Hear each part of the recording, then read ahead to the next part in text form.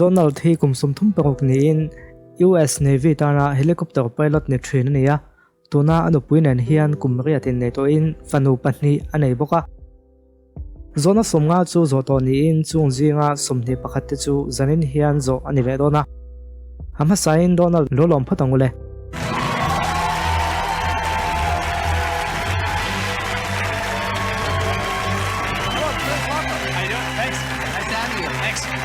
Try to get as comfortable as you can. Okay. Hopefully you'll be there for a while. That's the goal. hi thamo thai ka thalu tuke zanin hian thodik chau sei thengem Yeah. Okay. level 6 thleng oma I thlen thui chuan zona har chho zelanga ma se I poisa don tu chu atam ve thung zel dona I du hun hun nei top san theya ma se zona kan chiar to ani ro chuan I chan nge nge kha angai dona voi khatlek po do te soiwai chuan engkim atop ngal dona ni Okay. Sounds good. ti chuan sanin hian nang ma so vin helai munai hian I lo kal lova I chung te le thrian te kon kal ve de hi tu tengen ni ti kha lo enang miang Amy kania anu pui kania ke hi anau kania Mary kania anu kania buai na thrian pa ka ni e Glad to have all of you here. zona kanin zo dona nga kanin ring tlang em le Absolutely. Yes? Yes. You ready? in ring em ring e chanang o level 1 a hian zona peru ko oma avai hian dikta kai chan thei chuan dollar sing khat idong phot do na ni Could be the easiest money you ever earned. Right. ti chuan a mai chan dan che che ang lo deuh po a chani du ni chuan I du dan dan ni chang thei vek ti kha I khadon nia mani thu soya ding het mi niam o ni e Question 1. pakhat na nu cham te trom pui in tiamin ma se poisa pele me siravin yom to em Tough one to start out on. My answer is yes. That answer is true. That's one down, 5 more to go. I hun all en tin nge man thrin le golf khel thuina chung te ne na hun man ho te thuyền te nen po kan chuak ho fo mai Question 2. panhina mei chia I date trumin I roi lu to ko wangin I timbam vek to em emi chan nei khret puyem ke manen suan ani lo phatang Mary Khan ngai dani ne Ei chia len chuak pui line ka zui ngai lova No. inge chan na le o tin ka chang e That answer is true. That's 2. Is it a mi nan ngai dan tu che ngai pui mo em o ngai pui mo ve ngai pui mo khop mai question 3? pathum na in na tangin an ban chia ma se mi hne na chuan chol kala loka tin I sei to em Answer is yes. That answer is true. Halfway to 10,000. iti chin chu ala tha te ngo Yeah. pathum chu kan zowa pali ma ba kan na ya kan na kal zel ma in seidu lok kan ei chu heng zon te hi a ha chho to ne me maya chu wangin ani tam po chan ha sa ma mang chi kha khatiang kha nin khret chuan khalai baton khain lo met thea Okay. Navy pilot in 20 kalo khia ni e Wow. Thank you for your service. Thank you. My pleasure. pilot tha ne turin enge ngai le a mit chakanga ya chople chila ngai to na film man thiam sung sung te chi ai mai mai lo te po apoi mo khop mai Question 4. palina mei chi ai mi pa pilot hi an tha jok ni in ikhrem mei chadam kha enge ngai dan le ke chu pai lo tha ni le ni lo chu mi pa le mai chia ai ha vak lo ring lova eng tin nge chane rin le o ti ya chan ka be se boy nang po pilot ni chen to oni e nang en tin nge chanang kei chu nan tha jok khe chuang lo din ka chang ani chuan ni chana hun tai zona kha mei chi ai mi pa hi pilot tha jok an ni in khriam ti kha ni kei ga thliona tong chuan amile de ri ang zong takin lo chiao tai la pilot khan ken tel tam tak ne ya wai sen na te chel na te khang zong zong te nen khan chung zong zong atonga hante chuan meichia ain mi pa nge chu an thazok ti hi ka ngai dan ania chu wangin o tin ka change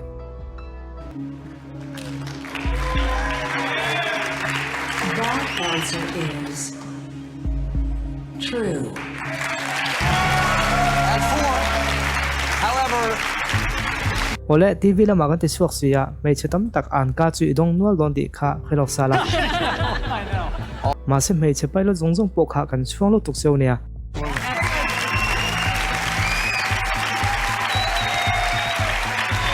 pali kan zowa panhi chan tu kan la nei Navy ai hun man kha no mi tiam tie nom ko ti khop mai question 5.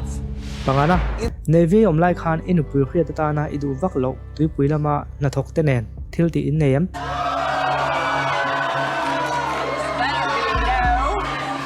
Tell the truth.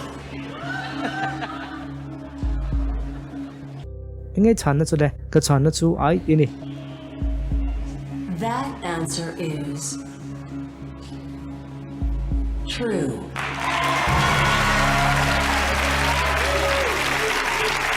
panga kan zowa pakhat chia kan bak ta ti chuan hei hi do lo sing khati lo theina tur chu ni to wa in ringem kain ringe Question 6. Navy om lai khan court case in ei theina tur thil ti pakhat tal in em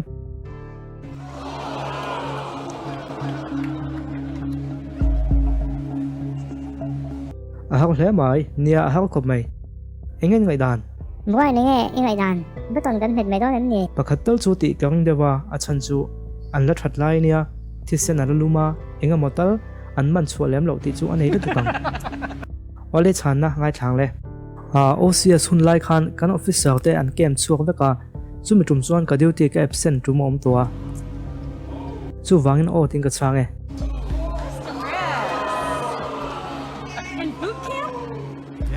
That answer is true. Congratulations. de lo sing kha chi lo tai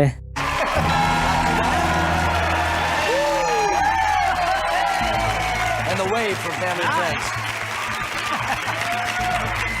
ti chuan OCS lai chuan i duty tlan sana an man lo chemo man lo I thwen ten I an lo ti naim ni a ti zong hin soi tiang thil poi a thleng talo hlo ani ti mayang a eng poni se de lo sing kha thu digi soi wangin ini tai de lo sing kha ti nei tuwa chu wangin idu to kan I poin dinak te I khomin lim takin bokok chia omni lovin helai mun hi I chu san theya chu ti line ai tam zok lo turin I bezel theya eng tin nge ni don le ti zel ka duwe All right, let's do it. Next level, 25,000. ani chuan zo na panga hi be choleng o inu puina in hian eng tia nge ini nei ta khum re ta ni a felem Ni fel ta kan ni. Kan ma ngai bok. Question 7. pasarina inu puila ka hian bo chia te tum sa reng thu I tiam toem What husband doesn't?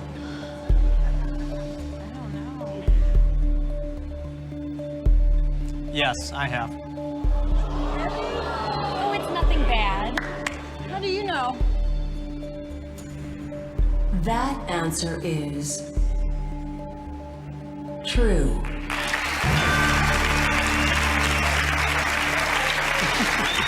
That's 7 truthful. emi thong chin ka khya Thu nge. Nga ti nge chu ti nga ti na chan in lama min khon ngai ka be sei. I, in lama ni rovin nakin loka asoi chu angai mai theini adu da kal lengu okay. ole pasari chang dika ti chuan kan kal le zelanga tuna hian eng tiangin nge ei zon tak le private company pakhata hian investment lam kan boi puya kan thok hawa mi ten an sum hlok zoka an khol theina turin kan lo pui thina kan thei to pan chu ave me kani Question 8. pakhet na innu khrit lovin a poisa hi in na tan iman sak tuen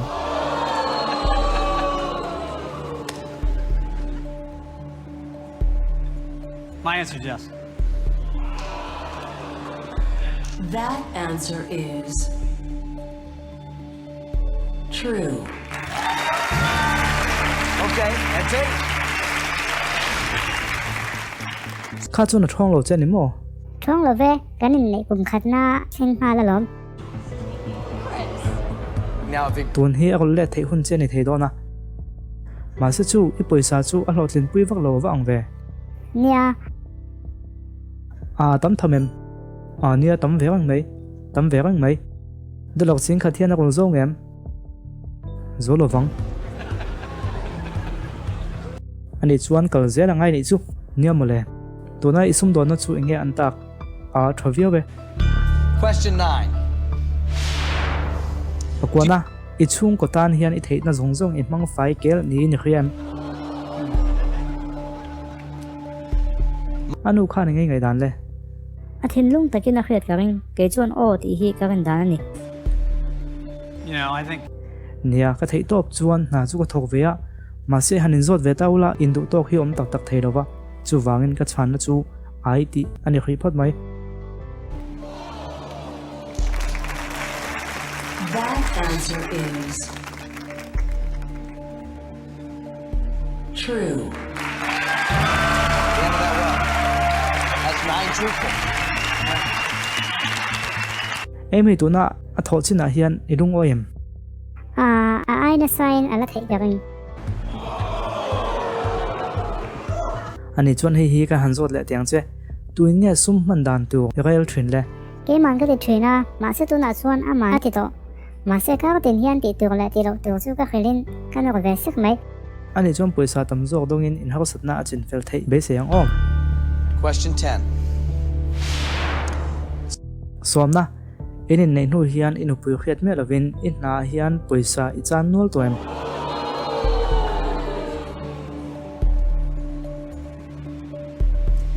the answer is yes.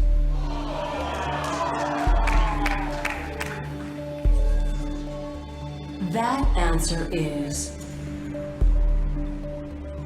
true. som gon zowa pakhat che chana ngai ta emi kha athong le deu chenin ka khia a poi se lo zong ka khia mo ka tia alo la o mani don chu hanin soifia deu deu te nei em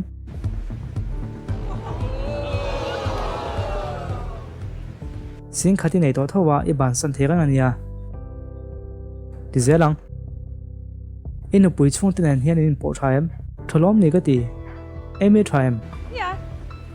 $25,000 moment of truth. Question 11. som pakhat na inu pui pa hian aza emo achuan tu che in I omni ni khian engmo ti zong tak chuan min chuan ve te chu ka be se ya ma che azong zong ngai to chuan ai tia ka chana ngai tat mai Okay. ole I chan dik chuan do lo sing ni sangai to na That answer is true. $25,000. A lot of money.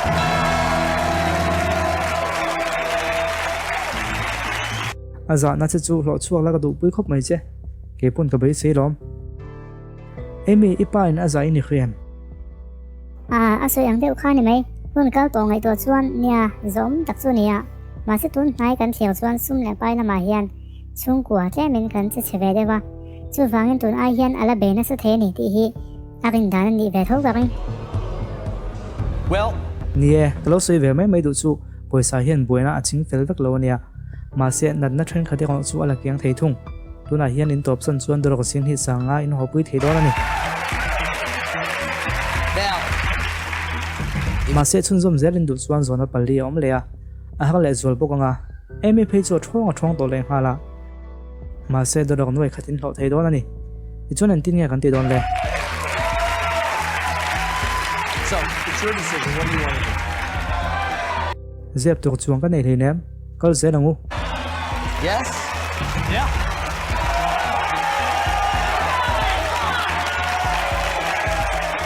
Okay. in no chuan adu tok ni na langa ma se nang be ni du ta chuan kan kal zel nam chu Next level.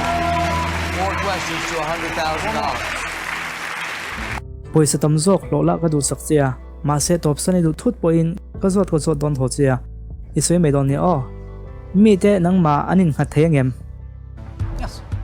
anau khan ngai dan le ane thiam pa khan le ka poisa le ka nun na thlengin ke ju ka ring zo ni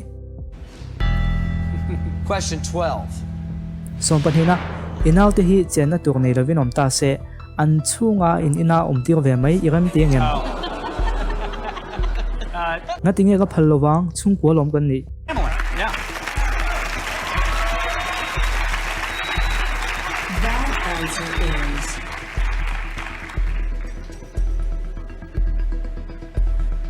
true.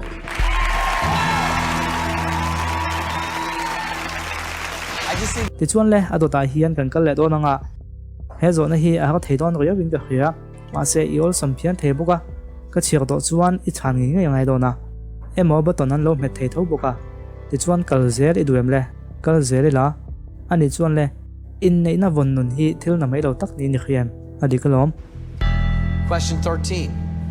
som pathum na tuna ye zon na be lai me khi lo cham le ta la inu pui hian a then pha mai che hlawem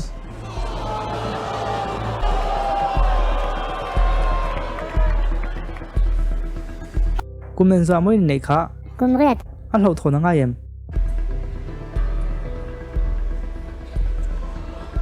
No. tunai e zon na be lai me khi lo cham le ta la inu pui hian a then pha mai che hlawem i chan dik do ve chuan he so hi i lo cham don ania ka khue ka chan na chu o ni ye That answer is true.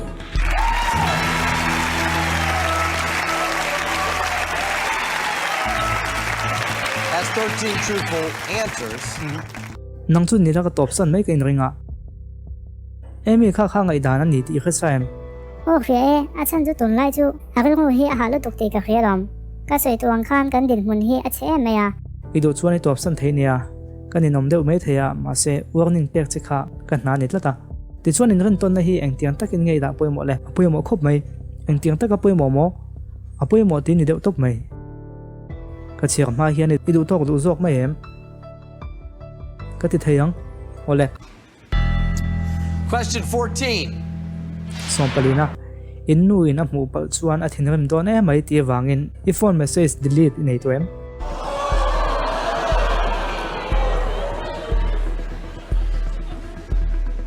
Yes, I've done that. That answer is true. Good. One more, pal. One more. anu kha ingai an le bố qua không khóc mãi if a pa hi I chuang em ô chuông ấy à This isn't easy. Yeah. inu pui hi I thian thabe kan niam o niang chu a nia thian dang dang chu ka nga via wa ma se kanin thian thavia be kanin thian thavia be ola ti chuan zona to be chu khan chiar do nanga ka se bel vak to lo mayang lo chiar top mayang o Question 15. so pangana in high school reunion a khan in nu hi kal ve lo se ti rok na inayam baton hen do chon in met thenia Actually, it's chan ha sa ni lo ve ka chan na chu ai ti ni e yeah, absolutely. That answer is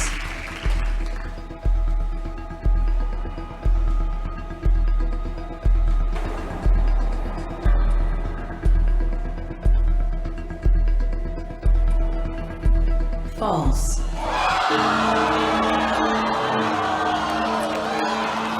What?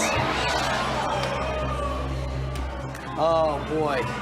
avan poi ve o ma se adik lo in ti tat mai khol chuan I chan kha adik lo ti na soya engwang adik lo nge ni soi the kha big lo le poisa honu la ka du telul nen ma se kanin thla me ngai ta ni I wish you would change a lot, friend. Yeah, I wish you the thanks. best. Sorry about that.